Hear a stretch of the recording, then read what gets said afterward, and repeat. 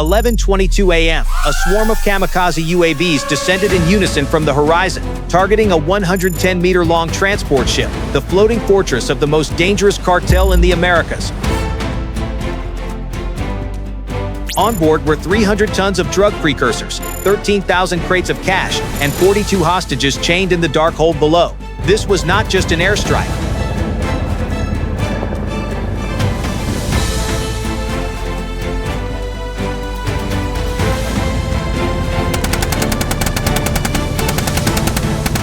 It was a death sentence for a transnational criminal network, a direct blow to the financial and logistical heart of an organization that had spread death from Venezuela to Miami. The enemy thought they could hide in the open ocean, cloaked by the guise of a commercial ship and makeshift weapons. But what happened next was not a warning. It was a lesson carved in fire, steel, and deadly silence. A lesson that would echo across the seas and in the minds of anyone daring to challenge the United States. This is the untold story of how the U.S. Navy SEALs and Air Force coordinated to destroy the cartel's floating fortress in just 26 minutes, with precise and absolute firepower. Subscribe and follow as we reveal the secrets behind this operation. What really happened in the middle of the ocean? Let's find out. Beneath the faint, salt-crusted mist covering the southern Caribbean Sea, a 110-meter, 7,200-ton ship quietly sliced through the waves, following a predetermined route in international waters. On paper, it was a civilian transport vessel carrying industrial chemicals from La Guaira, Venezuela. But beneath its weathered camouflage lay a horrific truth. This was the floating fortress of the Tren de Aragua cartel, a notorious paramilitary organization accused of involvement in over 2,000 murders and 3,500 human trafficking cases across Latin America. Inside the ship's airtight steel compartments were 300 tons of methamphetamine precursors, enough to produce 190 tons of crystal meth worth over $569 million.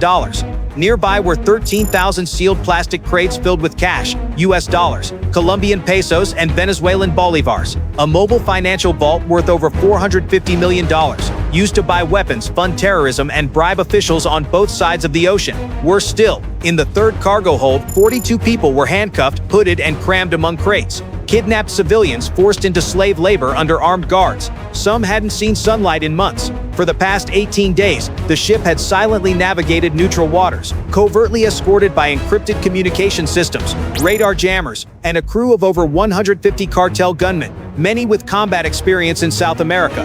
Every corner of the ship was monitored by cameras, turrets, and motion detectors. This was no merchant vessel. It was a floating base, a mobile outpost of the Western Hemisphere's most dangerous terrorist cartel. After days of tracking via low-orbit satellites and stealth reconnaissance planes, U.S. intelligence confirmed the target was in position. At 10:45 a.m., the operation was greenlit. The mission was clear but brutal: destroy Tren de Aragua's entire logistical network, capture key figures, seize evidence without harming the hostages. No prior warning, no demand for surrender, just a plan calculated to the last breath. A preemptive strike from the sky, followed by an elite task force from the water, and ending with steel boots storming the deck like a blade through the fortress's heart. The battle would not take place on land. It would erupt in the open ocean, with no press, no spectators, and no retreat. In the air, under the water, and on the sea, U.S. military units were in position, silent, with no radio signals leaking out. At over 60,000 feet, a pair of RQ-180 Ghostbat reconnaissance drones glided silently over the Caribbean sky, observing every detail of the target ship. 8 nautical miles away, a rusty fishing boat flying a Panamanian flag drifted on the waves, but inside was a Special Forces unit. 200 Navy SEALs split into 5 teams, equipped with covert diving gear, stealth weapons, and fully encrypted comms. They had been there since midnight, motionless, barely breathing, waiting in the salty darkness of the hold, ready for an assault from the ocean's depths. At 10:52 a.m., a secondary order was activated. Begin electronic lockdown of the ship's external communications. A specialized jamming device was deployed from a small UAV, activating a 15-kilometer radius frequency jam. Satellite signals, VHF radio, GPS, and shortwave all cut off simultaneously. The ship became an isolated island in the ocean, unable to receive orders or send distress calls, and they didn't even realize it. In the south, at a secret base on Curacao, 60 micro-kamikaze attack UAVs were launched in clusters. These drones, no longer than a motorcycle, carried 18-inch and 40-liber C4 warheads, equipped with infrared cameras, AI-integrated navigation, and optical target recognition algorithms. Crucially, they were programmed to avoid areas with human body heat not associated with weapons, distinguishing guards from hostages. Flying at just 150 feet, they hugged the waves, completely evading low-altitude radar. From a distance, they were invisible specks of metal, but within 1,000 meters, they surged upward like a swarm of steel hornets, locking onto targets and destroying them in seconds. Below the surface, the SEALs shifted from standby to ready. Each was equipped with an Mk-29 rebreather, allowing 6 hours of diving without bubbles or mechanical noise. Their arsenal included silenced MP7s, folding combat knives, directional explosives, and acoustic sensors. They split into smaller units, each assigned a section of the ship: the ammo hold, engine control, command deck, and hostage area. No words were spoken. All commands were issued via personal vibration signals and concise hand gestures. At 10:59 a.m., the target ship slightly slowed due to a shift in ocean currents, the perfect moment to close in. At a depth of 30 meters, the Charlie team leader sent an encrypted signal to Central Command: calm seas, still winds, ready to board. The SEAL teams began opening the submersible hatches, slipping out of the disguised fishing boat like shadows gliding through the sea. In the air, the UAVs split into 3 waves. The first 20 drones targeted gun emplacements, guard posts, and the communication hub. The second 25 drones hit the technical area, ammo stores, and propulsion systems. The third 15 drones was held in reserve for secondary scenarios. Each carried a unique identifier and was programmed to abort if anomalies like hostage movement into danger zones were detected. At 11:08 a.m., the Caribbean sky hummed faintly with the high-frequency whine of UAV rotors, inaudible to the human ear, but felt as air pressure. Underwater, the SEALs formed a perimeter, less than 500 meters from the ship. On the deck, Cartel gunmen smoked, chatted, and checked their weapons, unaware that in just 14 minutes, their floating fortress would become a hell of steel and fire. At 11:15 a.m., a single signal, door open. One command reached all forces, air, sea, and command center. Begin. No sirens, no warnings, just absolute silence before the storm. The metal birds were closing in at 300 miles per hour. The underwater warriors swam toward the hull, fingers on triggers, and on the other side, 150 Cartel gunmen lived their final minutes in the illusion of invincibility. The stage was set. The Iron Curtain was about to rise. The slaughter was about to begin. 11:22 a.m. From the horizon, a steel thunderstorm unleashed like lightning from the void. 60 kamikaze UAVs, each carrying up to 40 Lilwy C4, skimmed the sea at over 300 miles per hour before suddenly climbing, diving like predatory birds, locking onto their final target. In just 8 seconds, the entire deck was shrouded in the shadow of these death machines. The spectacle lasted a single breath, then the first explosion struck. The lead UAV crashed into a defensive gun emplacement at the ship's stern, where 2 Cartel gunmen smoked beside a PKM machine gun. The warhead detonated at 2 meters, turning the emplacement into a smoldering heap of twisted metal, leaving only the gunmen's boots tumbling into the sea. Immediately after, 5 more UAVs struck like living artillery, targeting guard posts, rotating camera mounts, and the main communication tower. Each explosion was programmed to detonate just after piercing the steel hull, using internal shock waves to shred the ship's structure from within.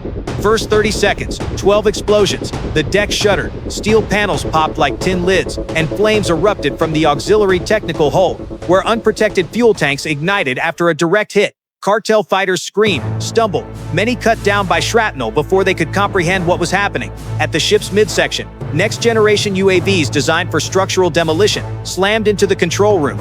The blast obliterated the radar and satellite communication stations, silencing any attempt to call for help or coordinate internally. Simultaneously, a series of UAVs with directional warheads pierced the bow, where engine control systems were housed. In under 90 seconds, the ship's entire electronic system was disabled. The floating fortress was now a burning hunk of iron adrift at sea. By the second minute, fires raged in 3 areas: the ammo hold, guard quarters, and main engine room. One UAV detected abnormal heat from a 7.62mm and M4 ammo cache. It dove through a ventilation shaft, detonating inside, and triggering a chain reaction. Thousands of rounds exploded chaotically, piercing bulkheads and turning the ship's central section into an inferno. The blast's heat wave was strong enough to clear 3 adjacent compartments in seconds. The Cartel descended into panic. Some fired wildly into the sky, shooting at UAVs no longer visible to the naked eye. Others rushed toward the hostage hold, intending to use them as human shields. But the UAV's targeting algorithms anticipated this. The remaining drones automatically locked onto non-hostile heat signatures, avoiding areas with unarmed or prone bodies. By the third minute, the upper deck was engulfed in black smoke and the desperate screams of cartel fighters. Surviving guards fled to the lower decks, unaware that underwater the SEALs were circling the hull.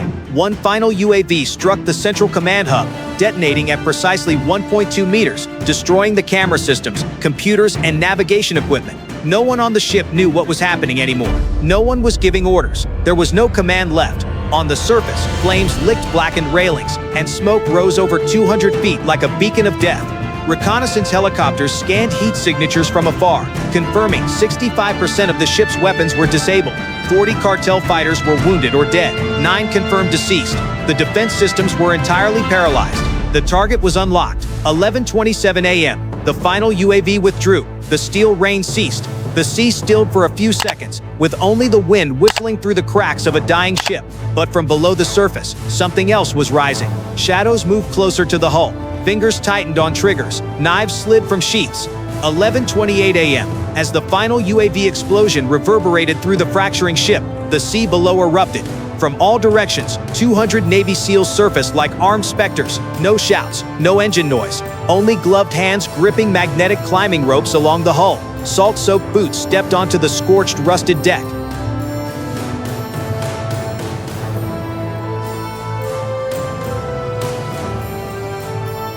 The assault began.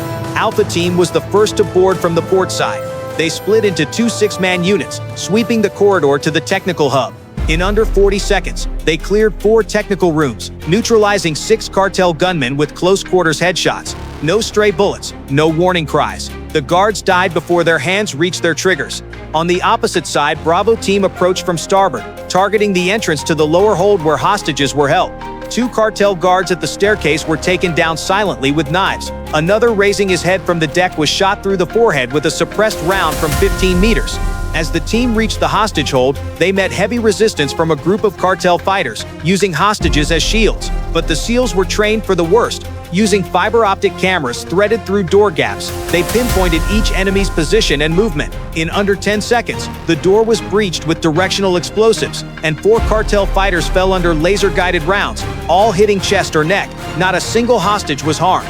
11:35 a.m., 42 civilians, exhausted, terrified, many starved for days, were pulled from the hold as if dragged from hell itself. Combat medics with Bravo Team immediately deployed emergency kits, IV fluids, bandages, and respiratory checks. Some hostages wept, others were dazed, unable to believe they were still alive. Meanwhile, Delta Team seized the engine room. A 12-man unit approached from the rear technical hold, where temperatures soared from prior UAV strikes. They moved low, weaving through collapsed corridors, using thermal scanners to locate surviving fighters hiding in the dark.